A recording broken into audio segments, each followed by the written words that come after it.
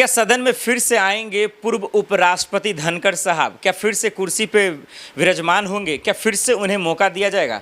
क्या मोदी सरकार और अमित शाह जी की सरकार क्या गलती कर गई? क्या इतनी जो फजीहत और इतनी बेइज्जती हुई है, क्या बीजेपी सरकार इन्हें वापस ले लेगी? क्या फिर से जो है कुर्सी पे देगी? क्योंकि इन शनिवार और रविवार 2 दिन का जो वक्त मिला है और इसमें जिस तरीके से सरकार की फजीहत हुई है, वजह जो तलाशे गए हैं, जो कमियां निकाली गई है सरकार से, इस लिहाज से लग रहा है कि कहीं ना कहीं जो है मोदी सरकार गलती की है उनकी कुर्सी छीनने पर, और उनको जिस टाइमिंग से हटाया गया है उस टाइमिंग को लेकर ये धनखड़ साहब को लेकर आवाज़ उठ रहे हैं और धनखड़ साहब के समर्थन में तमाम लोग आ रहे हैं। तो कौन कौन लोग आ रहा है, क्या इसके पीछे मकसद है, वो हम तमाम चीज़ बताएंगे। और सेशन सत्र अब जो है शुरू होने वाला है, तो इस लिहाज से मैं बताना चाहता हूं कि क्या फिर से वो दिखेंगे, क्या वापसी करेंगे, क्या उनका इस्तीफ़ा वापस लिया जाएगा? हालांकि उनको एक्सेप्ट कर लिया गया, लेकिन ये देश है, यहाँ कुछ भी हो सकता है और कानून व्यवस्था के मद्देनज़र भी इन चीज़ों को हम समझने की कोशिश करेंगे कि पूरा मामला क्या।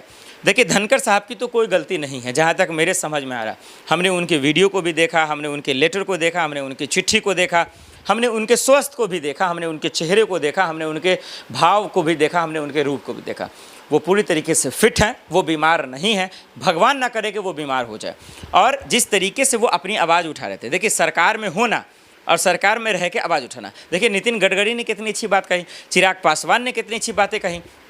इसका ये मतलब नहीं कि वो सरकार से अलग है, ये वो पार्टी से अलग है, वो एनडीए सरकार से अलग है। अरे सरकार में रहकर कुछ गलत हो रहा है तो ये उठाना तो लोकतंत्र की जिम्मेदारी है, ये तो संविधान की जिम्मेदारी है। तो ये तो सरकार का हिस्सा नहीं है ना उपराष्ट्रपति जी, ये तो संवैधानिक पद पर हैं, वो तो सबके हैं। तो फिर बीजेपी को मिर्ची क्यों लग गई? अब वो क्यों इस्तीफा ले लिया? अब आप कहेंगे अरे भाई वो तो स्वास्थ्य का हवाला दिया, वो तो खुद से इस्तीफा दिए हैं। भाई ये देश की, हिंदुस्तान की राजनीति है, इसको इतना आसान मत समझिए। देश का, इस मुल्क के लोग इतने बेवकूफ़ और मूर्ख नहीं हैं, वो सब समझदार हैं, वो मजबूर हैं, वो बोल नहीं सकते हैं, वो बोल नहीं पा रहे हैं। यह सरकार जो चुप्पी है, इस सरकार पे चुप है, इस इस्तीफे पे चुप है, तो उसकी खामोशी या चुप्पी को समझिए। और हम और आप अच्छे से समझ भी रहे हैं, हम और आप अच्छे से परख भी रहे हैं, लेकिन क्या बताया जा रहा है कि वो बीमार है, इसका हवाला देकर उनको पर्दे के पीछे धकेल दिया आपने। क्या उन्होंने गलती बस इतनी ही कि किसानों को लेकर श्रीमती से सवाल पूछ लिया? यशवंत वर्मा के मामले को लेकर संसद में वो आह्वान शुरू कर दिया। ये तो अच्छी बात है ना कि देश का कानून, एजेंसियाँ जब हाथ पे हाथ धर कर बैठी हो, जब वो नहीं कर सकती चीज़ें, तो मजबूरन महाभियोग तो लाना पड़ेगा, जज पद से तो हटाना पड़ेगा। तो जस्टिस यशवंत वर्मा का कोई, माफ़ कीजिए, पूर्व उपराष्ट्रपति धनखड़ साहब की कोई गलती नहीं है, वो ईमानदार हैं, उन्होंने कुछ भी नहीं किया।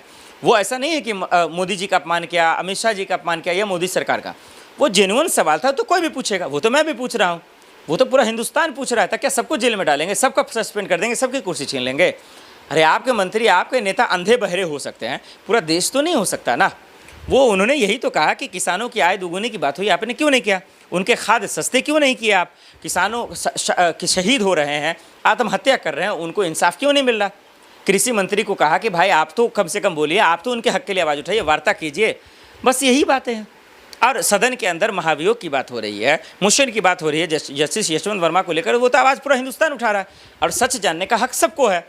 लेकिन आपको बहाना बनाकर, लोग जैसा कह रहे हैं सोशल मीडिया पर, बहाना बनाकर ज़बरदस्ती उनका कुर्सी छीना गया और पूरी बीजेपी हाईकमान खामोश है। मेरा मोदी सरकार से आह्वान है और कि तबीयत ख़राब और ये जो बीमारी का हवाला दे गया है, उस सबको एक रास्ते पर रखें। अगर ऐसा है तो वो ठीक हो जाए, उनका पद लिया जाए, उनको उपराष्ट्रपति पे लाया जाए। और ऐसे राष्ट्रपति का रहना ज़रूरी है, ऐसे उपराष्ट्रपति का रहना ज़रूरी है जो कम से कम मसलों को लेकर खुलकर बात कर सके, पक्षपात ना करे।